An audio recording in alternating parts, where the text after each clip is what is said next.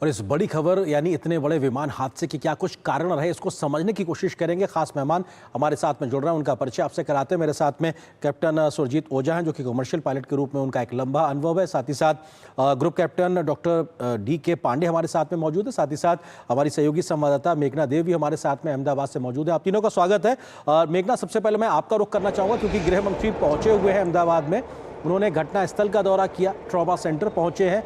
अभी उनके इस कार्यक्रम को लेकर और अभी तक की घटनाक्रम को लेकर कोई अपडेट आपके पास साझा करना चाहेंगे?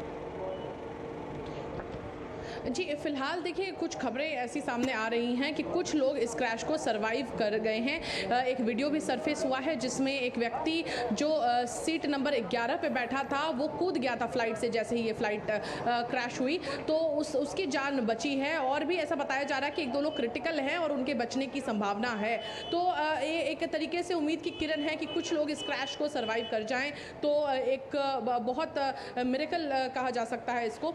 दूसरी बात ये भी है कि अभी भी फिलहाल जहाँ पे मैं जो राहत कार्य चल रहा था सुबह से, मैं उसी इलाके में मौजूद हूँ। अभी भी वहाँ पर काम जारी है, क्योंकि जिस बिल्डिंग पर ये क्रैश हुआ था वो बिल्डिंग पूरी तरीके से टूट गई है और अगर हम देखें तो राख से ढक चुकी है। तो वहाँ पर जो काम है, जो मलबे को हटाने का काम है, वो लगातार जारी है। अस्पताल की अगर बात करें तो लगातार वहाँ पर भी चिकित्सा जो है, लोगों को ट्रीटमेंट दिया जा रहा है। वहाँ पर DNA का भी टेस्टिंग की फैसिलिटी शुरू कर दी गई है। 3 दिन बाद रिपोर्ट मिलेगा, ऐसा बताया जा रहा है, क्योंकि कई लोगों की जो मृतदेह हैं वो बहुत बुरी तरीके से जल चुके हैं। तो अब शिनाख्त करना भी बहुत मुश्किल है इस परिस्थिति में। तो उनके जो परिजन हैं वो अपना DNA सैंपल देकर और अपने और उसके बाद टेस्टिंग के बाद इस बात को पता किया जा सकेगा कि किस तरीके से ये जी मेघना, एक चीज ये कि जहां पे जो क्रैश साइट थी वहां से किसी भी प्रकार के किसी व्यक्ति के होने, क्योंकि वहां बिल्डिंग में भी लोग मौजूद थे, उन सब जो संबंधित लोग थे वहां से उनको अस्पतालों तक पहुंचा दिया गया। बाकी आप ये कह रहे हैं कि जो बिल्डिंग को नुकसान हुआ उसकी वजह से वहां पर रिलीफ रेस्क्यू ऑपरेशन एक तरीके से चल रहा है। जी बिल्कुल। और देखिए ये जो बिल्डिंग है, जिस तरीके से हम दिन में भी बात कर रहे थे कि ये जो मेडिकल जो MBBS के छात्र हैं वो यहाँ पर रहते हैं हॉस्टल में, और ये UG PG के छात्र यहाँ पर रहते हैं। इससे पहले एक बिल्डिंग से टकराई थी जो मेस था, और उसके बाद ये हॉस्टल में टकराई है। और दोपहर का समय था तो काफ़ी जो छात्र थे वो मेस में थे, तो कई छात्रों को ले जाया गया है। ऐसा बताया जा रहा है कि उनके भी सीवियर इंजरीज हुई हैं और कुछ फैटेलिटीज़ भी रिपोर्ट हो सकती हैं, ऐसी आशंका जताई जा रही है। पर देखना होगा, क्योंकि हमारे पास अभी फिलहाल अभी तक कोई आंकड़े नहीं आए हैं, क्योंकि अभी भी ये एक इवॉल्विंग सिचुएशन है। अभी से बस 1 घंटे पहले यहाँ पर से सारी एम्बुलेंसेज, अब एम्बुलेंस की आवाजाही नहीं हो रही है। फायर टेंडर्स भी काफ़ी हद तक यहाँ से जा चुके हैं। सिर्फ कुछ फायर पर्सनल यहाँ पर, कुछ फायर टेंडर्स हैं, और उसके साथ जो भी यहाँ पर जो स्टाफ, म्युनिसिपल कॉर्पोरेशन का जो स्टाफ है और जो भी यहाँ पर फोर्सेज हैं जो मलबे को हटाने में सपोर्ट कर रहे हैं, वो काम अब चालू है यहाँ पर। तो एक तरीके से, और देखिए सबसे बड़ी बात आर्येंद्र, यहाँ पर हर अस्पताल में अभी फिलहाल जो भी सरकारी अस्पताल है, सिविल अस्पताल के आसपास, मेघानी नगर से बहुत नजदीक है सिविल अस्पताल, वहां पर लोग, जो आम जनता है वो लगातार जा रही है ब्लड डोनेशन करने के लिए। तो ये आप देख सकते हैं लोगों के अंदर भी काफी ज्यादा इस बारे में जागरूकता है कि अगर कुछ भी जाने बच जाए तो वो एक बहुत बड़ा, जहां प्रशासन काम में लगा हुआ तो स्थानीय लोग भी आगे बढ़ के काम कर रहे हैं। मेघना, आप बनी रही हमारे साथ में, 2 खास मेहमान हमारे साथ जुड़े हुए, captain group captain doctor DK. Pandey ji भी हैं। सर, आपसे समझना चाहते हैं, आपने तमाम अभी तक जो वीडियो पब्लिक डोमेन में आया आपने देखा होगा, घटनाक्रम को आप समझ रहे होंगे, आपका अनुभव क्या कहता है? क्या वजह रही हो सकती है संभावित तौर पे? हालांकि स्पष्ट वजह का आना बाकी है, जांच के बाद पता लगेगा। आपका अनुभव क्या कहता है? जय हिंद और बहुत बहुत धन्यवाद मुझे इस परिचर्चा में बुलाने के लिए। जहाँ तक बात है कि ऐसी दुर्घटनाओं के आपने काफ़ी लंबी फहरिस्त दिखाई, जो ऐसी दुर्घटनाएं होती हैं उसके पीछे जो है 4 मुख्य कारण होते हैं। पहला तो मौसम, लेकिन मौसम जिस प्रकार से वीडियो आप क्लिप्स दिखा रहे हैं टेक ऑफ वगैरह के, सब मौसम एकदम ठीक ठाक, कहीं कोई दिक्कत नहीं। दूसरा जो है वो पायलट एरर की बात होती है। तो पायलट एरर में जो है 2 आस्पेक्ट होते हैं, उसकी ट्रेनिंग का मुकम्मल नहीं हुई, या जो है लैक ऑफ एक्सपीरियंस हो। लेकिन कैप्टन जो है सब्रवाल, उनके खुद 8000 घंटों से ज़्यादा था, उनके फर्स्ट ऑफिसर का जो है 1000 घंटे से ज़्यादा अनुभव था, तो उसमें भी हमें कोई देखता। तीसरा जो फैक्टर आता है वो फ्लाइट सेफ्टी एस्पेक्ट का, उड़ान सुरक्षा से संबंधित। उड़ान सुरक्षा से हम बात जब कहते हैं तो 2 इसके कारण मुख्य होते हैं। एक तो है बर्ड हिट का, तो और दूसरा है कि कोई मिड एयर कोलिजन हो। मिड एयर कोलिजन का भी कोई इसमें चांस नहीं है, वो भी रूल आउट होता है। बर्ड हिट की संभावनाएं हो सकती है, लेकिन इतने हाइट पर बर्ड हिट से नुकसान होगा वो थोड़ा उसकी क्षमता कम है। लेकिन बहुत बड़ा लेकिन है कि अगर जो है बर्ड इंजन में चली जाती है तो उस केस में इंजन सीज हो सकता है। अब इसी के मद्देनजर जितने भी सिविल एयरलाइंस होते हैं, मुख्यतः लगभग 80% से ऊपर जो है, 90% से ऊपर जो सिविल एयरलाइनर्स होते हैं, पैसेंजर जहाज होते हैं, वो 2 इंजन के रखे जाते हैं ताकि एक इंजन खराब हो जाए तो दूसरे इंजन से काम चला जाए। और इतना वजन जो ड्रीम लाइनर का है, टोटल 229 टन ले जा सकता है। सोचिए सिंगल इंजन के सहारे भी ये 229 टन से जा सकता है, इतनी क्षमता है इसके इंजन में। और तो ये है जो चौथा कारण जो है जिसकी संभावनाएं यहाँ पर दिख रही हैं, वो है मैकेनिकल फेल्योर का। मैकेनिकल फेल्योर में 2 पार्ट है, कोई तकनीकी खराबी है या कोई सबोटाज की संभावना है। तो इन सब फैक्टर को देखते हुए सबोटाज के कोई ऐसा एविडेंस आया नहीं जो हम कहें कि सबोटाज का कोई कारण हो सकता है। अब बचता है तकनीकी का, जो पूरा फ्लाइट पैटर्न दिखाया गया है। कुछ वीडियोस आए हैं कि जहाज रनवे पे जाता है, आराम से रनवे पट्टी पर जो है उसका जो टेक ऑफ रन है वो नॉर्मल है, क्योंकि अगर लाइनअप पर या टेक ऑफ रन पर अगर कोई भी मुश्किलात आती तो वो टेक ऑफ को अबॉर्ट कर देते, यानी कि उसको टेक ऑफ कैंसिल कर देते आगे की उड़ान को। तो ये ऐसी, इसका मतलब टेक ऑफ भी नॉर्मल हुआ है जैसा कि वीडियो विजुअल में दिख रहा है, तो टेक ऑफ तक कोई दिक्कत नहीं। अब बात आती है कि जब वो आगे जाता है और लगभग 150-200 मीटर की ऊंचाई पर जाता है, उसके बाद से एकदम से वो जो है नीचे आना शुरू होता है जहाज। अब ऐसा 2 ही कारणों से होता है। एक कारण तो ये है कि जहाज में जो है जैसा इंजन चिड़िया का दोनों चिड़िया इंजन में चली गई हो और इंजन सीज हो गया हो, ऐसा संभावना है। ये रेयर ऑफ रेयरेस्ट कहा जाता है। ऐसे इतिहास में ऐसी दुर्घटनाएं हुई है जहां पर कि लेकिन डॉक्टर पांडे, मेरी एक सीमित समझ है, मैं आपसे इसी बात पे क्रॉस करना चाहता हूं कि अगर कोई पक्षी दोनों इंजन में एक समय में ही अगर वो उसमें हिट भी करता है तो क्या ये भी संभावना होती है कि इमीडिएट पीछे से उसमें एक धुआं निकलता दिखाई पड़ता है? क्या ये भी होता है? क्योंकि वो ऐसा एविडेंस दिख नहीं रहा है, मतलब ये भी एक चर्चा हो रही है, मैं आपसे समझना चाहता हूं। बिल्कुल बिल्कुल बिल्कुल सही कर रहे हैं आप कि उसमें इंडिकेशंस आते हैं, तो ऐसे इंडिकेशन नहीं रहा तो इसका मतलब वो भी बर्ड हिट की संभावना भी जो है वो बिल्कुल शून्य हो गई। अब बचता है केवल मात्र की जो कोई भी जहाज जब हवा में चलता है तो 4 फैक्टर जो होते हैं, एक होता है वेट, एक होता है लिफ्ट, एक होता है थ्रस्ट, एक होता है ड्रैग। ये चारों फैक्टर जो है, चारों बल आपस में संतुलित करते हैं, तब जहाज गिरता नहीं, हवा में उड़ता है। अब यहाँ पर जो क्योंकि टेक ऑफ के समय है और 200 टन से अधिक का भार है और 1.25 लाख लीटर से भी ज्यादा ईंधन है, तो क्योंकि अभी टेक ऑफ कर ही रहा है तो, और 248 की क्षमता है जहाज की, 242 लोग हैं, यानी कि जहाज लगभग फुल था। ऐसे हालात में टेक ऑफ करने के लिए इंजन की जो थ्रस्ट रिक्वायरमेंट है, जो पावर की रिक्वायरमेंट है, वो बहुत ज्यादा होती है। अगर ऐसी जो आवश्यक जो शक्ति नहीं मिल पाने से जहाज जो है वो सिंक कर गया, यानी कि दोनों इंजन सीज कर गए हैं। अगर एक इंजन में कुछ गड़बड़ी होती तो जहाज दाया बाएं मुड़ता, लेकिन ऐसा नहीं हुआ। तो उसके बाद जो सीज हुआ है दोनों इंजन और जो है नीचे आने शुरू हुआ है, और उसके बाद वो लगभग 9 या 10 किलोमीटर गया है और जमीन से टकराया है और बिल्डिंगों में देखा कि हमने बीजे हॉस्पिटल, एक बहुत दुखद एक तरीके से हादसा, बिल्कुल धुआं और जो गुबार दिख रहे हैं वो क्योंकि 1 लाख लीटर से ज्यादा का ईंधन है, उसकी वजह से वो धुआं और गुबार दिख रहा है। बिल्कुल सर, रहिए आप हमारे साथ में। कैप्टन सुरजीत ओझा भी हमारे साथ मौजूद। कैप्टन सुरजीत ओझा, एक कमर्शियल पायलट के नाते आप किस तरह से देखते हैं इस घटना को? क्योंकि वीडियोस आपने भी देखे होंगे, जानकारी अभी तक आपके पास भी होगी, आप बेहतरी से बता पाएंगे, क्योंकि हम जब एज ए पैसेंजर सफर करते हैं तो हमको पता है कि बस विमान इस तरीके से आगे जा रहा है, लेकिन क्या होता है कॉकपिट में, किस तरीके से पायलट उसको कंट्रोल करते हैं? और ये लगभग 475 फीट की ऊंचाई तक गया, वहां पे जाके ऐसी जानकारी आ रही कि वहां पे एक झटका आया, एक जर्क दिखाई पड़ रहा है, उसके बाद से वो गिरना शुरू होता है और लगभग 60 सेकंड से भी कम का समय था। आपके अनुभव से, आपकी जानकारी के अनुसार किस तरीके के कारण हो सकते हैं, क्या वजह हो सकती है? सर, कारण तो बिल्कुल कोई भी अभी के टाइम पे कोई भी स्पष्ट रूप से ये नहीं बता सकता है कि यही कारण हो सकता है, पहली बात। दूसरी बात ये है कि जो पॉसिबल कारण हो सकता है वो उसमें बहुत सारी चीजें हैं। हर एक एयरक्राफ्ट टेक ऑफ करने से पहले या फिर उसमें पैसेंजर बैठने से पहले उसका रनअप होता है और उसके पैरामीटर्स चेक किए जाते हैं। इनफैक्ट जब टेक ऑफ करने वाला भी एयरक्राफ्ट रहता है तो उसकी स्पीड के मद्देनजर रखते हुए पायलट एक डिसीजन बनाता है, जिसको डिसीजन स्पीड कहते हैं, कि उसको अपने फ्लाइट को कंटिन्यू करना है या नहीं करना है।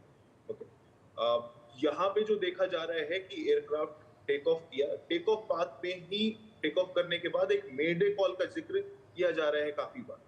तो इससे ये पता चल जा रहा है कि एयरक्राफ्ट में कुछ टेक्निकल ग्लिच या थ्रस्ट इशू का सामना हुआ होगा पायलट के द्वारा, जिसमें उसकी में भी टेक्निकल ग्लिच हो सकता है। एयरक्राफ्ट आप देखोगे कि एयरक्राफ्ट मतलब ग्लाइड करते हुए गया है, इसका मतलब एयरक्राफ्ट में स्पीड तो थी लेकिन थ्रस्ट नहीं था।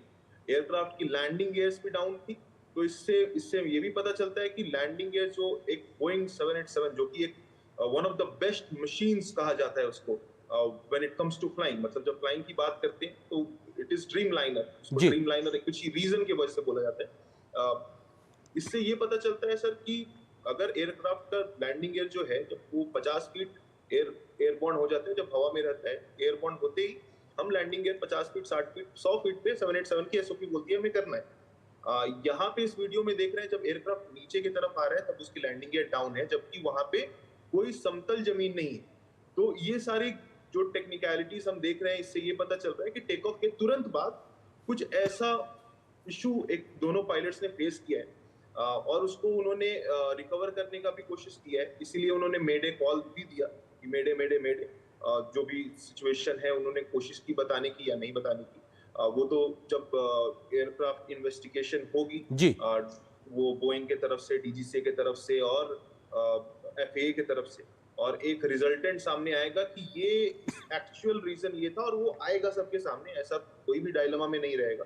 जी लेकिन मैं ये अपने तरफ से ये बताना चाहता हूँ कि हम हर एक सिचुएशन के, हर एक पायलट हर एक सिचुएशन के लिए बिल्कुल तैयार रहता है, बिल्कुल उसकी ट्रेनिंग कराई जाती है, चाहे वो टेक ऑफ में ही इंजन फेलियर हो या फिर जिस तरह से भी हो, हर एक एस्पेक्ट में उसकी ट्रेनिंग कराई जाती है, चाहे वो इंजन फेलियर हो या इंजन में आग हो या बर्ड हिट। 787 एक बहुत बेहतरीन किस्म का मशीन है, तो जैसा मैंने बताया कि अगर उसका एक सिंगल इंजन भी फेलियर हो गया तो वो, और जैसे सर बता रहे थे कि ऑटोमेटिकली एक दूसरे तरफ एयरक्राफ्ट मूव करता है, लेकिन 787 एक ऐसा बेहतरीन एयरक्राफ्ट है कि अगर उसमें डैमेज नहीं है, मतलब इंजन टूट के नहीं निकला है, तब तक वो यॉ नहीं करेगा, मतलब एक तरफ को नहीं भागेगा जी वो कंटिन्यू उसी ग्लाइड पाथ पे मेंटेन रहेगा। अब इसमें एक इंजन भी या दोनों इंजन गया तभी ये डिसेंड करना स्टार्ट किया, नहीं तो वो एक इंजन के साथ भी वो टेक ऑफ करने में पूरी तरह से सक्षम। बिल्कुल। सुजीत जी, मेरे दो सवाल, सुजीत जी मेरे दो सवाल हैं। एक तो ये कि अगर दोनों इंजन इस स्थिति में सीज होते हैं, आपने कहा कि ट्रेनिंग होती है, शायद उसके बाद क्या कोई विकल्प नहीं बचता, एक चीज तो ये। दूसरा, आपने खुद कहा एसओपी होता है, किस प्रकार का स्टैंडर्ड ऑपरेटिंग प्रोसीजर अपनाया जाता है जब कोई भी फ्लाई करने से पहले इंजन को चेक करना हो, कॉकपिट में किस प्रकार के तमाम एसओपीज होते हैं जो हमेशा किए जाते हैं, वो संभवतः किए ही गए होंगे, निश्चित तौर से किए गए होंगे, वो क्या एक मानक होते हैं? इन दो चीजों थोड़ा सा आप बताइए हम आम दर्शकों के नजरिए से।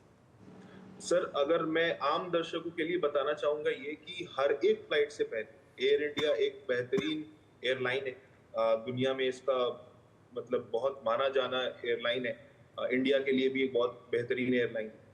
हमारी मेंटेनेंस टीम है जो बहुत सालों से यही काम करते आ रही है, और हर दिन, हर हफ्ते, हर महीने ये हजारों एयरक्राफ्ट रिलीज करते हैं, और 787 हो या 777 हो या एयरबस 320 हो, जो भी एयरक्राफ्ट हो उसकी अच्छी तरीके से उसके पैरामीटर, चाहे वो ऑयल टेम्परेचर हो, इंजन टेम्परेचर हो, चाहे वो जितने ऑयल हाइड्रोलिक प्रेशर हो, चाहे जो भी parameter, n number of parameters मैं बताने बैठूंगा तो 787 में तो और भी ज्यादा है, there are multiple things in 787, और हर एक चीज की एक लिमिट है, हर एक चीज, एक ग्रीन आर्क है, एक येलो आर्क है, एक रेड आर्क है, तो हर एक चीज with in the green arc होना चाहिए, मतलब हर एक चीज को हरी झंडी मिलनी चाहिए। ठीक है सुरजीत जी, एक चीज और मेरा सवाल आया, वो ये कि जो थ्रस्ट चाहिए होता है टेक ऑफ के लिए, उस थ्रस्ट को चेक करने के लिए कोई एसओपी होता है जब हम नीचे ग्राउंड पे होते हैं टेक ऑफ से पहले, उसके बारे में?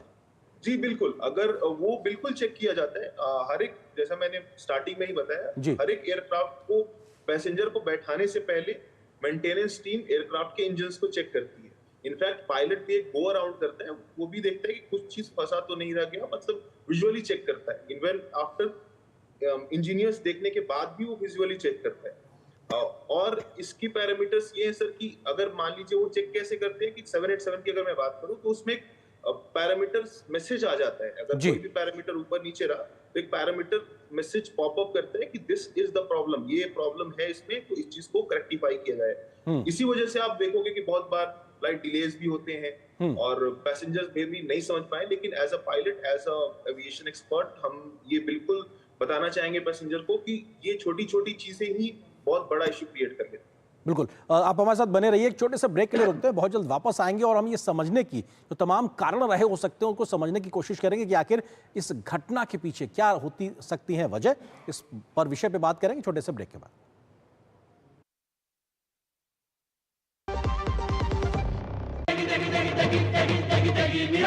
MDH की देगी मिर्च, देगी मिर्च का तड़का, अंग अंग फड़का। MDH की देगी मिर्च। जो लक्ष्य चुना था समझ आने लगा है। GLA यूनिवर्सिटी, उच्च लक्ष्य की निश्चित प्राप्ति। जब धरती चीर कर निकलता है लोहे का पत्थर और मिलता है मोंगिया के जोश से, फिर तपता है, पिघलता है और बनता है फौलाद। अब होता है सरिया सारी खूबियों के साथ। मोंगिया स्टील, मजबूत देश का मजबूत सरिया। LIC लाया है unit linked insurance plan index plus. जीवन बीमा पाइए और निफ्टी स्टॉक्स के साथ अपने मार्केट रिटर्न्स को तेजी से बढ़ाइए। इस अट्रैक्टिव कॉम्बिनेशन के साथ अपना कल सुरक्षित कीजिए। सिर्फ 2500 रुपए मंथली प्रीमियम से शुरुआत कीजिए। आज ही LICindia.in पर जाएं। वाह, जब जब पशु आहार लेते हो 150 बचा ही लेते हो ना। कोई कमाल नहीं करते हो, उसकी बयात को खतरे में डालते हो, यही करते हो। तभी कहते हैं दिल से खिला, सिर्फ कपिला, देश का नंबर 1 पशु आहार। Do you feel conscious while smiling? Say goodbye to your worries because an orthodontist can help you feel confident. Be it a child, a teenager, or even a working professional, braces and aligners can help you get that stunning smile. Consult your nearest orthodontist. To learn more, visit the Indian Orthodontic Society's website, bracesspecialists.com. शादी का kitchen महके जहां, Goldy kitchen king मसाले हो वहां। गोल्डी लाई है fresh lock technology, जो रखे मसालों को हर समय फ्रेश। और इस ब्रेक के बाद आप सभी का स्वागत है। हम लगातार समझने की कोशिश कर रहे हैं कि आखिर अहमदाबाद में जो इतना बड़ा विमान हादसा हुआ उसके पीछे संभावित वजहें क्या हो सकती हैं। इस विषय पे बात करने के लिए हमारे साथ में मौजूद है कैप्टन सुरजीत ओझा, जो कि कॉमर्शियल पायलट के तौर पे लगातार अपनी सेवाएं दे रहे हैं। इस वक्त हमारे साथ लगातार मौजूद हैं। सुरजीत जी, एक सवाल ये, क्योंकि चर्चा इस बात को लेकर हो रही थी कि तमाम संभावनाओं के बीच में एक संभावना ये कि जो उड़ान से पहले तमाम सिस्टम में जो डेटा फीडिंग होती है कि वेट को लेकर कितना वजन है, तमाम चीज़ें, क्या इसका मिसकैलकुलेशन अगर हो भी जाए, जिसकी संभावना बाद में पता लगेगी, अगर हो भी जाए तो क्या इतनी बड़ी घटना का कारण हो सकता है? क्योंकि इसको लेकर भी चर्चाएं हो रही हैं, आप बेहतर से बता पाएंगे। सर बिल्कुल, होता ये है कि जैसा मैंने बताया कि एक डिसीजन स्पीड होती है जिसके बेसिस पे हम ये डिसाइड करते हैं कि हमें एयरक्राफ्ट की फ्लाइट को कंटिन्यू करनी है कि नहीं करनी है, उसे उड़ान भरनी है कि नहीं भरनी है। और वो सब कुछ डिपेंड करता है एयरक्राफ्ट के वजन पर। अगर एयरक्राफ्ट के वजन में मिसकैलकुलेशन हो गया तो ये रोटेटिंग स्पीड और डिसीजन स्पीड ये ज्यादा होगी। अगर मैं आमतौर पे बताऊं तो एक 100 किलो का अगर एक वजन है तो वो सुरजीत जी, आपको रोकना चाहूंगा। एक सीसीटीवी फुटेज इस वक्त इस घटना से जुड़ा हुआ सामने आया है और जिसमें ये साफ तौर से दिखाई पड़ रहा है, ये आज का उस वक्त इसी विमान का ये सीसीटीवी फुटेज है जब टेक ऑफ किया है। उसके बाद में ये लगभग जो जानकारी मिली है, लगभग 475 फीट की ऊंचाई तक ये ऊपर गया है। अचानक से इसमें एक जर्क महसूस हुआ है, उसके बाद ये ऊपर को नहीं उड़ता है और उसके बाद ये अचानक से नीचे की ओर आता है। ये इसी विमान का आज का दोपहर का उस वक्त का ये वीडियो है और यहाँ से संभवतः एक जर्क होने के बाद में ये ऊपर नहीं, अब यहाँ से ये नीचे जाना शुरू होता है और इसके बाद ये बेहद दुखद घटना हुई है। जो बात तमाम हमारे मेहमान कह रहे हैं कि वो बैलेंस नहीं होता, एक तरफ झुकता नहीं है, यानी जो इसकी तमाम खूबियां हैं वो कई काम कर रही हैं और उसके बाद ये दुखद हादसा जहां पर एक बम के गोले के तरीके से तब्दील हो जाता है, क्योंकि 1.25 लाख लीटर जो पेट्रोल होता है, एयर टरबाइन फ्यूल होता है, वो इसके भरने की क्षमता है और संभवतः 80-90% उतनी क्षमता के आधार पर इसमें फ्यूल रहा होगा। इसका डेटा भी आना भी बाकी है, लेकिन अगर इतनी बड़ी क्षमता में, इतनी बड़ी मात्रा में इसमें अगर फ्यूल मौजूद है, एयर टरबाइन फ्यूल मौजूद है, तो अपने आप में वो स्वयं एक विस्फोटक पदार्थ के तरीके से घटना को अंजाम देगा। और वही हुआ है जब इसकी टक्कर उस इमारत से, रिहायशी इलाके की इमारत से हुई है, जहां पर इसके बाद ये एक तरीके से ब्लास्ट करता है। जो इसका डिजाइन होता है, जो इसके विमान के जो पंख होते हैं, लगभग इसकी क्षमता का 80% के आसपास जो फ्यूल होता है वो इन्हीं विंग्स में होता है। उसके अलावा एक टैंक भी होता है और उसके बाद ये एक तरीके से जो घटनाक्रम है ये अपने आप में दिखाता है किस प्रकार से ये घटनाक्रम रहा और ये उड़ान इस ड्रीम लाइनर की अंतिम उड़ान साबित हुई। और सबसे महत्वपूर्ण चीज़ ये कि इसमें तमाम लोग, जो सैकड़ों लोग मौजूद थे, उनके लिए इतना बड़ा दुखद हादसा ये बरपा है, और ये अपने आप में बेहद दुखद। कैप्टन सुरजीत ओझा हमारे साथ लगातार जुड़ो। सुरजीत जी, ये जो एक सीसीटीवी फुटेज हमने आपको दिखाया, अभी आपने भी देखा होगा, ये एक तरीके से लगभग वही मैं जो जिक्र कर रहा हूं कि एक निश्चित ऊंचाई तक जाता है, उसके बाद से वो गिरता हुआ दिखाई पड़ता है। क्या संभावनाएं जिसके बारे में हम लगातार जिक्र कर रहे हैं, और अभी आप इस बात का जिक्र कर रहे थे कि मिसकैलकुलेशन इन्फॉर्मेशन अगर फीडिंग होती है तो एक थ्रस्ट की कमी भी आ सकती है, क्या एक वो वजह हो सकती है? उस बात को आप पूरा करें। सर, जैसा मैं सबसे पहले इस सीसीटीवी फुटेज पे आना चाहूंगा, जिसमें आप ये बिल्कुल देख सकते हैं कि एयरक्राफ्ट टेक ऑफ कर रहा है, और जैसे ही वो टेक ऑफ कर रहा है एक आपको जर्क लग रहा है, लेकिन वो नोज की टेंडेंसी ऊपर, मतलब नोज ऊपर खींचा गया है बिल्कुल इसमें। और एयरक्राफ्ट के जो व्हील्स हैं इसको रिट्रैक्ट नहीं किए गए, मतलब वापस अंदर नहीं ले पाए। मतलब टेक ऑफ करते ही सारे वार्निंग्स फ्लैश हो चुके होंगे पायलट्स के, ठीक है। और वहां वो एक ऐसा पल होता है सर जहां पे पायलट कुछ नहीं कर सकता, क्योंकि वहां से वो आगे मतलब वो हवा में है, और उसके पास ऐसा सामने जमीन भी नहीं है जहां पे लैंड कर सके। जैसा मैं कुछ लोगों से सुन रहा था, पहले भी बहुत बातें चली हैं कि टेक ऑफ पाथ के आगे की जमीन अगर ये समतल होती, मतलब एक प्लेन एरिया रहता, तो इतना बड़ा रिस्क, इतने बड़े स्केल पे डैमेज शायद नहीं होता, राइट। दूसरी चीज ये है कि ये जो फ्यूल की आप बात कर रहे हैं, ये एक लंदन की फ्लाइट थी, पूरे तरह से टॉप लेवल के इंड्योरेंस पे चल रहा था ये, मतलब टैंक्स पूरे तरीके से फुल थे जी। इतना ही नहीं, इसमें बहुत हाई ऑक्टेन क्वालिटी की फ्यूल है जेट A1, वो उसकी ऑक्टेन क्वांटिटी भी बहुत ज्यादा होती है, जिसकी वजह से आप ये बहुत बड़ा आग का गोला आप देख रहे हैं, जैसे कोई बहुत बड़ा बम फटा। जैसा अब पीछे आते हैं जिसपे आपने हमसे पूछा था कि कैलकुलेशन मिस्टेक से कितनी बड़ी संभावना हो सकती है। तो अगर कैलकुलेशन मिस्टेक की बात करें तो मुझे नहीं लगता है कि जो भी हमारे एयर इंडिया के प्रोफिशिएंट पायलट हैं, उनमें ऐसा कुछ इशू किया होगा जिसमें उन्होंने कैलकुलेशन मिस्टेक किया होगा। और सीसीटीवी देखने के बाद तो बिल्कुल भी मुझे ऐसा नहीं लगता, मुझे पर्सनली। ठीक है सर, बहुत शुक्रिया सुरजीत जी हमारे साथ जुड़ने के लिए। हालांकि पूरा सच ब्लैक बॉक्स से बाहर निकल के आएगा कि और उसमें समझ में आएगा कि शायद आखिर क्या